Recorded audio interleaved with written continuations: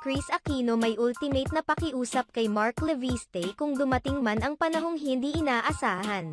Sa lahat ng pinagdaanan ni Kris Aquino sa kanyang mga naging karelasyon, tila pinapatunayan ngayon ni Mark Leviste kay Kris Aquino na may happy ever after pa rin. Bagamat alam naman umano ni Mark Leviste na hindi madali ang kanilang haharapin ni Kris Aquino dahil sa mga health conditions nito. Sa kabila nito, patuloy pa ring binibisita at nakikipag-communicate si Mark Leviste kay Kris Aquino at sa katunayan kasama ngayon ni Kris ang anak ni Mark. Pinanindigan din nito ang kanyang isinulat sa comment section ng post ni Kris kung saan nakipaghiwalay ito sa kanya. "Kids and I will always be by your side, for better or worse, for richer or poorer, in sickness and in health, to love and to cherish forever." Salamat sa inyong panunood sa aming video. Maaaring mag-subscribe sa aming channel o i-follow ang